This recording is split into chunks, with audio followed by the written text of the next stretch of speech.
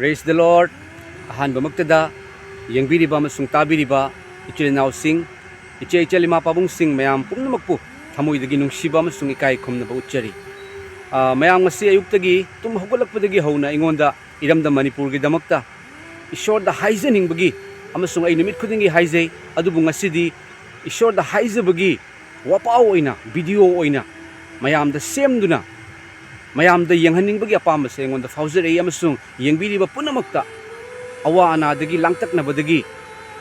anayektagi kanbigani haibase Ishorna ingonda phongdokpi mayam aduga yengbiribasing adomda karigumba anaba ayekpa adomda langtaknaba lebiba taragadi adom thazubaga loinana masigi video si tabiu aduga adom laushinbiu Jesu Krista mahak dharma sandokpa lakpa nate mayam taibang panbagi miyoy singna tongan ba miyoy sing kayana ngasidi dharma gi mawongda pukibagi warini adubu Jesu Krista na Bible da hai aidi dharma sandokpa lakpa nate adubu dharma ado thunghanba lakpani achumba taw haiba lakpa nate achumba do aina miyoy bina tawba ngamdaba achumba do aina tawba lakpani haiduna haibibani amasung ngasidi sinausing Prabhu Jesu Krista na shiraba matungda mongfamda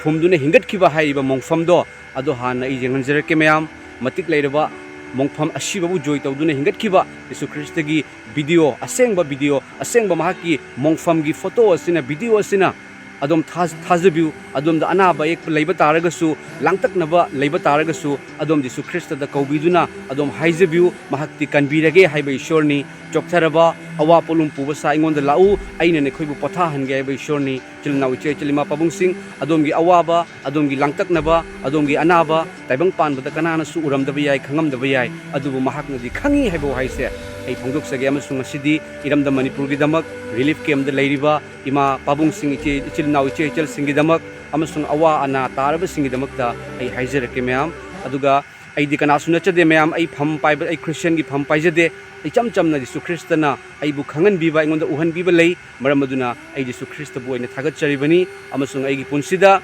aikogi thabang famda leiringai matamda aina kidney da nung leiba kidney stone leiba nupa ama mahak se civil engineer oirami mahak thabak ka da duna leibani aikogi mes ki mamang da mahak su lei aduga mahak aina hangba matamda ai kidney da nung lei amasung operation tawrasu yararoi hai ai shiradra ka aina harekpa matamda aingonda prayer tawningbagi wakhal lakhibani aina Jesu Krista gi mingda ai haizaba yagadra haiba matamda haizabiu haina mahakna haiki aduga mahakna ai naba faba taragadi ai church challaga candle katkani kaina su haibi adugi matungda ina prayer toroba matungda chilnaw sing mase aina nate Jesu Krista na sokpiraga mahaki anaba faduna mahak thabak takaba hawi amasung mahana mi punamakta aina prayer tawudagi phahanbani haiduna mahakna haidui chilnaw sing amasung aigi punsida tongan ba awaba anaba kaya aina prayer tawudagi faki mase aina nate mayam Jesu Krista ni ai phampaibagi sunate adubu Jesu Krista mahaki ibu thazabagi maramna amasung mahakna ibu khandokpibagi maramna ni haiduna haizage chilnaw chel sing adumgi awaba anaba langtaknaba punamak masidi haidokpiu masi kokpagi numitni adom thazabiu ahanbada Jesu Krista na shiduna phummaga hingatkiba mongfam ase yengbiu madugi matungda ai prayer tawjarake aduga adom thazabiu mayam mase dharma gi wahai nate dharma punamak fai adubu adom thazabiu Jesu Krista mahaki atopa mamingdi Emmanuel kawi masigi arthadi aikhoiga loina waishor haibani shiduna phumduna hingatpa mahakna hingatkiba matik mangala thalaba hingatkiba mahaki mongfamdagi hingatkiba video se asina adom anabadagi kokpigani adomgi langtaknabadagi kokani adomda saurambadagi kokani mi hadingamba leramba taragasu kokani aduga phattabagi thorang pangal punamak lawthokigani maramdi Jesu Krista na hariba shaitan do Calvary cross mathakta it is finished hain lauduna khongkha da thamkhrabani mahaki pangal loikhrabani adomdagi phattaba leramba taragasu thokigani aduga chilnaw sing Holy Bible da Mark da sumna phongdokpi Mark hariba larik asigi Pandup taraga tarukki pada tara manga tara turuk tara tiri tara nipan da sumna hai mahak na mekhoi da hai ki taibang pan pumnamakta chatuna taibang mi pumnamakta aphaba wapaw sandu thazaba amasung baptize loraba mahakpu kanbigani thajadaba mi adubu aranba tahangani khudam sing asi thajaba mi singa loinagani mekhoi aigi mingda bhut sing tanthokani mekhoi na anauba lon sing ngangani mekhoi lin sing paikhatkani mekhoi hu thaklabasu maduna mekhoi bu karisu amangba thogaloi mekhoi anaba singi mathakta khut thambada mekhoi fagani adom thazabiu Jesu Krista na ngasi adomgi anabadagi awabadagi langtaknabadagi kokhanbigani mase aigi thamoida faujarakpadagi ichamchamna aina yam nungsijaba iramdam oibagi maramna ꯑꯩ prayer ꯇꯧꯖꯔꯛꯀꯦ ꯊꯥꯒꯠꯆꯔꯤ ꯑꯍꯥꯟꯕꯗ ꯄ꯭ꯔꯚꯨ ꯖꯤꯁꯨ ꯈ꯭ꯔꯤꯁꯇꯅ ꯁꯤꯔꯕ ꯃꯇꯨꯡꯗ ꯃꯣꯡꯐꯝꯗ ꯐꯨꯝꯃꯒ ꯍꯨꯝꯅꯤ ꯁꯨꯕ ꯅꯨꯃꯤꯠꯇ ꯍꯤꯡꯒꯠꯈꯤꯕ ꯍꯥꯏꯔꯤꯕ ꯑꯉꯛꯄ ꯖꯤꯁꯨ ꯈ꯭ꯔꯤꯁꯇꯒꯤ ꯃꯐꯝ ꯑꯁꯤ ꯌꯦꯡꯕꯤꯌꯨ ꯑꯗꯨꯒꯤ ꯃꯇꯨꯡꯗ ꯑꯩ प्रेयर तौजरके थगचरी यंगबीरिबा पुनमकपु ईश्वरना सोक्पीबो इसनु। इस वक्त हम खोपड़ी की जगह पर आगे हैं, जिसे खोपड़ी की जगह कहा जाता है। ये खुदाबंद यीशु मसीह की कब्र है जहाँ उनकी बॉडी को रखा गया। मैं सामने से जाऊंगा ताकि आप उसके डोर को देख सकें। इन सीढ़ियों से मैं जाऊंगा।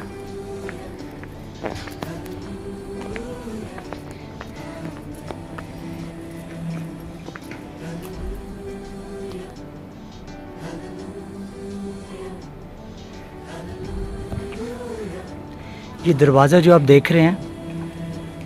ये दरवाज़ा है यीशु मसीह की कब्र का। और जब मैं इसके अंदर जाऊंगा तो आप देखेंगे कि ये कब्र जो है, ये गवाही है कि हमारा खुदावंद यीशु मसीह जो है वो ज़िंदा है और वो कब्र में नहीं है।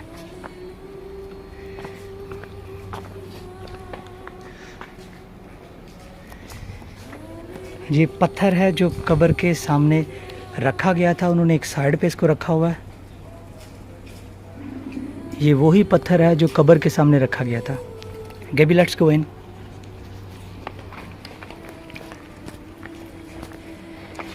ये आप देख सकते हैं यहाँ पर लिखा है कि हमारा खुदावंद यीशु मसीह जिंदा हो चुका है।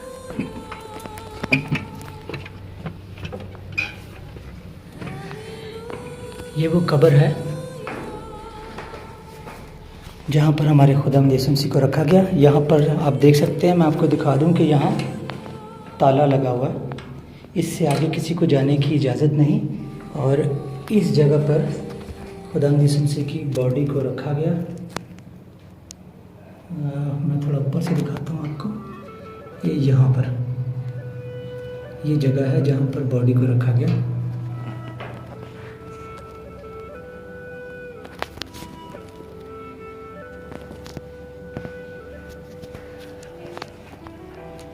मेरी कोशिश है कि मैं आपको पूरी कब्र दिखा सकूं। फिर एक बार आपको दिखा रहा हूँ। He is not here for he is risen. ये राइजन, ये हमारी खुदावंद यीशु मसीह की खाली कब्र है,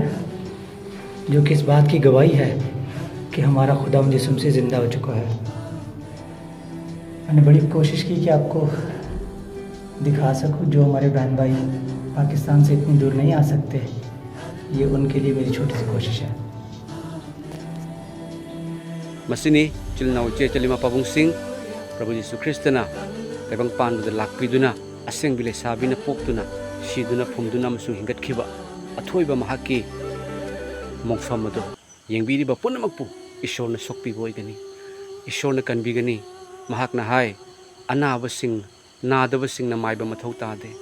अदुबो अनाबसिंगनदी मथौ ताई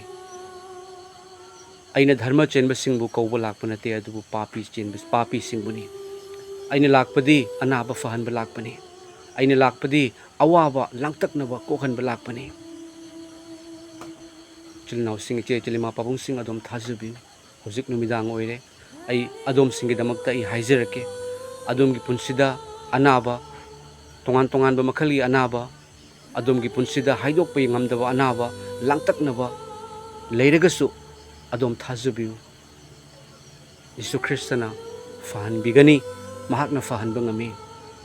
डॉक्टर न खुद थाबा ओइबा तारगसु अशीबबु निमित मरीनी शीदुना हिंगलहनबा लाजरस अदुगा मसामक शीदुना हुमनी सुबा निमित हिंगतपा यीशु ख्रिस्ता महाक्ति इमानुएल एखोइगा लोइनबा एखोइगा लेमिनबा मपुनी अदोम थाजुबिउ मसिदा धर्म की वाही नसदे अदोम तेसा धर्म दसु लेबिउ करिसु अकाइबा लेते अदुबु अदोमना अनाबा लांगतकनबा कोकनिंगबा तारगदी अदोम की दमकता प्रेयर तौरिबनी हैबसे अदोम थाजुबिउ अइ यंगबिगनु अदुबु यीशु ख्रिस्टबु यंगबिउ महाकना ओइथोक्तबा लेते महाकि मिंगदा अदुगा महाकना हाय चोक्थरबा वारबा अवा पोलुम पुरबा थबकना सुबसा अइंगोंदा लाओ थबकना सुरबा लांगतकनरबा अनाबना मरम ओइरगा लाइताफम खंगद्रबा अदोम यीशु ख्रिस्ट की वाही ताबिउ यीशु ख्रिस्टना ngasi अदोमबु सोक्पिबा लाक्पनी अदोम ममित उसनबिउ करिगुंबा अदोमना नाबा तारगदी अदुगा अदोमना नारिबा मफमदो अदुगा खुद थम्बियु अइदि कनासु नचदे अइगी थमोइदे यीशु ख्रिस्टना फावहनबिरकपनि मदुदि नाहक प्रेयर तो अइगी मिंग हाइजबा अइगी मिंगदा हाइजौ इंथबा लाकनबगी अवा ना कोकनबगी दमकता हाइजुना मरम अदुना अइना सेमजबनि अइ फम पाइजदुना हाइजब नचदे अदुबु यीशु ख्रिस्टना फोंदोकपिबगी मरमना हाइजबनि अदोमना नारिबा मफम अदुदा अदोम खुद थम्बियु सोइदना फगनी अदोम थाजबियु यीशु ख्रिस्टना फहनबिगनी हाइबा थाजबियु यीशु ख्रिस्ट पुनमक्कीदमक्तनी हाइबा थाजबियु महाकना शिखिबदो महाकना शिखिबा मागी हक्चांगदा ताखिबा दागफमना नैखोय नाबा फरे हाइदुना हाइबिरिबनी हाइबा यीशु ख्रिस्टना क्रॉसदा महाकना ताखिबा दागफमदो अदोमगी सुनी हाइदुना अदोम थाजबियु अइ ngasi फरनी यीशुना फहनबिरनी हाइबसे अदोम थाजबियु चिन्नाव सिंह अइ खुरुकुलगा हाइजरके मैम अदोम मिट उसनबिरो हालेलुया हालेलुया हालेलुया इपा ईश्वर नाहकु मपाल नाइदना थागचे इपा गी थौजालना तैबंग पानबुदा मसी फावदा अखोय टेक्ता कायदना लेरिबनी